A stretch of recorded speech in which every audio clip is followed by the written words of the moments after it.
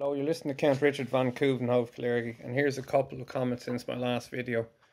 On this day in 1986, the Chernobyl nuclear disaster took place, and on this day, John Wilkes Booth, a bad actor with a limp, was caught and cornered and shot dead after assassinating President Lincoln in 1865, and the birth of Marcus Aurelius in AD 21, known for his philosophical quotes and regarded as the last of the good emperors. I wonder what he would have made of all of this as we enter week 5 of Cleo's lockdown. I suppose a suitable quote would be, "Everything we hear is an opinion, not fact, and everything we see is a perspective, not the truth." RTE and its relentless fear porn springs to mind, with nothing else happening in Ireland except the virus. Even sports programmes are full of advice.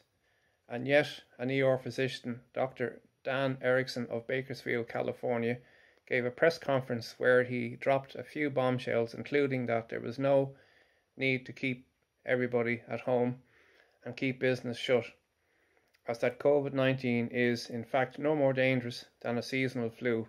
Quarantining is a health hazard in as of itself, and that ER doctors are being pressured into adding COVID-19 to death reports.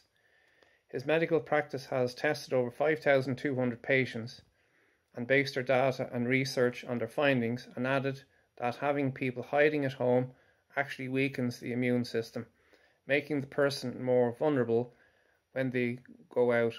And why are ER professionals being pressured into adding COVID-19 to death certificates? To maybe make it look a little worse than it actually is. And he believes that there is something much larger at play here, ending by saying that this is not about science and is not even about COVID. When they use the word safe, it is about control. And he says that when he talks to all his ER doctors, they all are of the same opinion. A free people shouldn't have to ask permission to live, and it appears to me that the welfare of humanity is going to be an alibi of tyranny. How does putting COVID-19 on death certificates affect assurance, as could it now be deemed as an act of God?